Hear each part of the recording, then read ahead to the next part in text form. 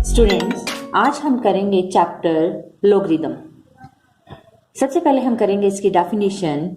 If a is a positive real number other than 1 and x is a rational number such that a की power x is equal to n, then x is the logarithm of n to the base a।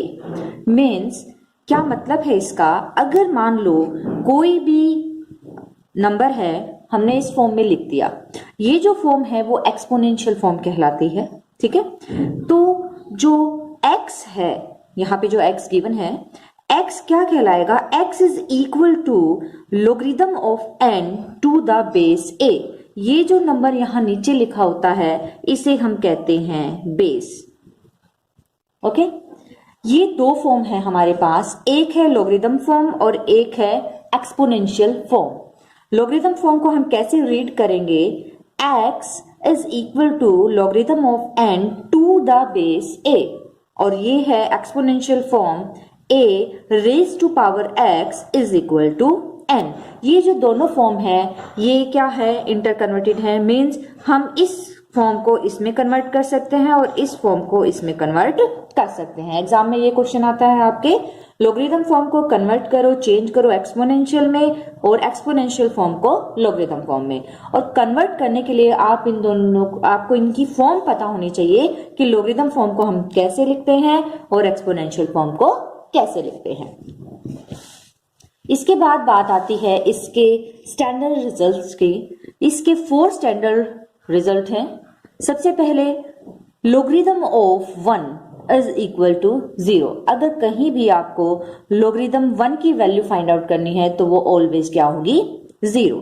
Next result कहता है logarithm of a to the base a is equal to 1। Means अगर कहीं पे भी आपको number और base दोनों equal मिले तो आप डायरेक्ट वैल्यू 1 रख सकते हैं। फॉर एग्जाम्पल, मान लो मेरे पास है लोगरिथम 3 टू द बेस 3। अब यहाँ पे नंबर और बेस दोनों इक्वल हैं। अगर मैं पूछती हूँ कि find the value of this, इसकी वैल्यू बताओ, तो आप डायरेक्ट आंसर क्या देंगे? 1। सिमिलरली अगर logarithm of 10 to the base 10 है तो भी आंसर हमारा क्या आएगा? 1। नेक्स्ट रिजल्ट जो है इसका वो क्या है? Logarithm of infinite. ये जो सिंबल है ये होता है इन्फिनिटी का, इनफाइनाइट का। ठीक है, इसकी जो वैल्यू है वो किसके इक्विवेलेंट है? इन्फिनिटी के इक्विवेलेंट है। बस ध्यान रहे कि a की जो वैल्यू है वो 1 से बड़ी होनी चाहिए। नेक्स्ट रिजल्ट जो है वो क्या कहता है? Logarithm of 0 is equal to minus infinity. Logarithm 0 की जो वैल्यू है वो क्या होती है? माइनस इन्फिनिटी होती है। हैं इसके लॉज। अब हम करेंगे 4 फंडामेंटल लॉज या फिर प्रॉपर्टी। जो लोगरिथम के लॉज हैं उनको हम लोगरिथम की प्रॉपर्टीज भी कहते हैं। ये इंपॉर्टेंट है, इन पे बेस्ड क्वेश्चन हम करेंगे बाद में। फर्स्ट प्रॉपर्टी है हमारे पास प्रोडक्ट फॉर्मूला। नाम से जैसे हमें पता लग रहा है, प्रोडक्ट का मतलब मल्टीप्लाई। अगर कोई भी दो नंबर्स आपस में मल्टीप्लीकेशन में है, जैसे यहाँ पे m मल्टीप्लाई n, m और n जो है दोनों किस में है? मल्टीप्लिकेशन में है, प्रोडक्ट में है। तो जब इसको हम खोलते हैं तो ये ऐड में बन जाते हैं। जब भी हम किन्हीं दो नंबर्स की मल्टीप्लिकेशन का लोगरिथम लेंगे तो उन्हें खोलने पे ये सेपरेट हो जाते हैं। Logarithm of m to the base a plus logarithm of n to the base a। It means जो प्रोडक्ट में होते हैं वो किस में बन जाते हैं? लोग लगाने पे, लोगरिथम लगाने पे, एडिशन में। फॉर एग्जाम्पल, एक एग्जाम्पल से हम कर सकते हैं। फॉर एग्जाम्पल, लोगरिथम को शॉर्ट में हम लोग भी कह देते हैं log ऑफ 2x। यहाँ पे 2x क्या है? आपस में मल्टीप्लाई है। इसके बाहर क्या लिखा हुआ है? log लिखा हुआ है। तो जब इसका हम लोगरिथम लेंगे 2x का तो ये सेपरेट हो जाएगा, लोगरिथम ऑफ 2 प्लस में लोगरिथम ऑफ x। सेकंड जो है वो है क्वोशिएंट फॉर्मूला। मींस अगर कोई भी दो नंबर डिवाइड में है उसका लोगरिथम लेने पे क्या सॉल्यूशन आता है। तो अगर डिवाइड में है कोई भी दो नंबर, लोगरिथम जब हम लेंगे तो वो माइनस में हो जाएंगे। For example m by n है तो log लगाने पे logarithm of m to the base a minus logarithm of n to the base a। Example से आप समझ सकते हैं, मान लो आपके पास दो नंबर डिवाइड में है, log ऑफ 2 बाई 3। बेस यहाँ गिवन हो या ना हो, फॉर्मूला सेम रहेगा आपका। तो लोगरिथम 2/3 का क्या हो जाएगा, this is equal to logarithm of 2 minus logarithm of 3, minus में हो जाएंगे। नेक्स्ट है हमारे पास थर्ड है पावर फॉर्मूला, ठीक है। इट मीन्स अगर हमारे पास कोई भी एक नंबर गिवन है, साथ में उसकी पावर भी गिवन है, उसका लोगरिथम लेने पे सॉल्यूशन क्या आता है, जो भी पावर होती है वो आगे आ जाएगी। वो कहाँ आ जाएगी, लोगरिथम के आगे। जैसे यहाँ पावर n है तो वो आगे आ जाएगी n log of m to the base a। Okay, example से देखें, जैसे हमें निकालना है लोगरिथम ऑफ x की पावर 3।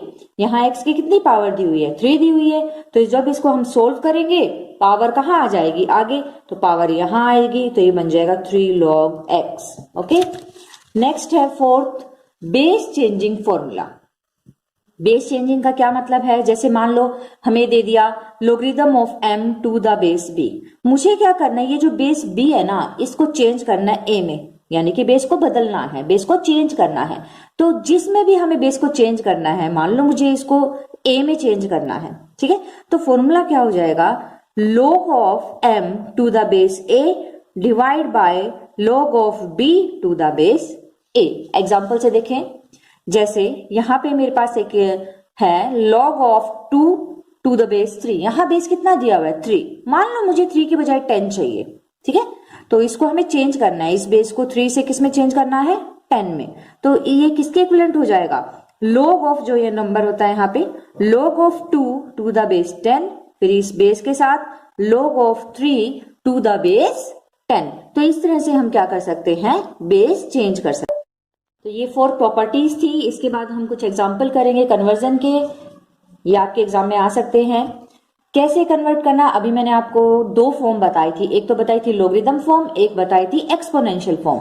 क्वेश्चन आता है लोगरिथम को एक्सपोनेंशियल में कन्वर्ट करो या फिर एक्सपोनेंशियल को लोगरिथम में। जैसे मैंने क्वेश्चन लिया है यहाँ, convert logarithm of 256 to the base 4 is equal to 4 in the exponential form.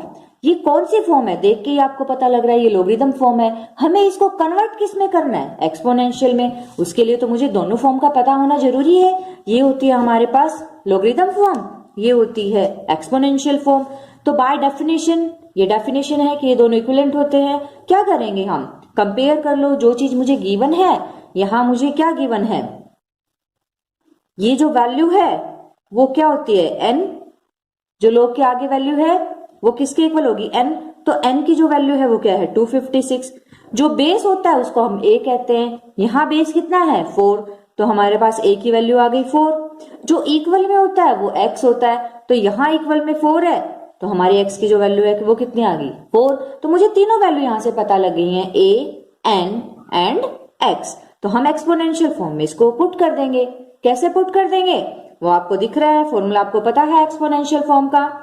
यहाँ a की जगह 4 है तो हम 4 लिखेंगे, a की पावर x है तो x की वैल्यू भी हमें पता है 4 है, 4 की power 4 is equal to, equal में n है तो इक्वल में हम n की वैल्यू पुट कर देंगे 256। क्वेश्चन कंप्लीट होगी। ये कौन सी फॉर्म होगी, ये एक्सपोनेंशियल फॉर्म होगी। ओके, नेक्स्ट सेम मान लो हमें अभी भी यही करना है, लोगरिथम फॉर्म को एक्सपोनेंशियल में कन्वर्ट करना है। तो सबसे पहले कंपेयर करना पड़ेगा इसको लोगरिथम फॉर्म से। कंपेयर करेंगे तो जो बेस होता है वो a होता है, तो a की वैल्यू 3 होगी। यहाँ जो है वो n होता है, तो n की वैल्यू भी हमें पता लग गई 256। और जो इक्वल में होगा वो x होगा, तो x की जो वैल्यू है वो भी पता लग गई 5। तीनों वैल्यू जब आपके पास है a, n एंड x, तो एक्सपोनेंशियल वाले फॉर्मूले में हम पुट कर सकते हैं। एक्सपोनेंशियल फॉर्म क्या है, a की power x is equal to n। तो a की वैल्यू 3 है, x की वैल्यू 5 है एंड n की वैल्यू क्या है, 243। तो ये हमारे पास फॉर्म आ गई है, कौन सी, एक्सपोनेंशियल फॉर्म। नेक्स्ट हम उल्टा करते हैं, कन्वर्ट करेंगे लोगरिथम फॉर्म को, किस फॉर्म में कन्वर्ट करेंगे, एक्सपोनेंशियल में, सॉरी कन्वर्ट इनटू लोगरिथम, यानी कि एक्सपोनेंशियल फॉर्म हमें गिवन है, लोगरिथम में हमें कन्वर्ट करना है। तो जरा देखो, हमारे पास दी हुई है एक्सपोनेंशियल फॉर्म 10 की पावर 3 इज इक्वल टू 1000। तो एक्सपोनेंशियल फॉर्म तो ये होती है, a की x is equal to n।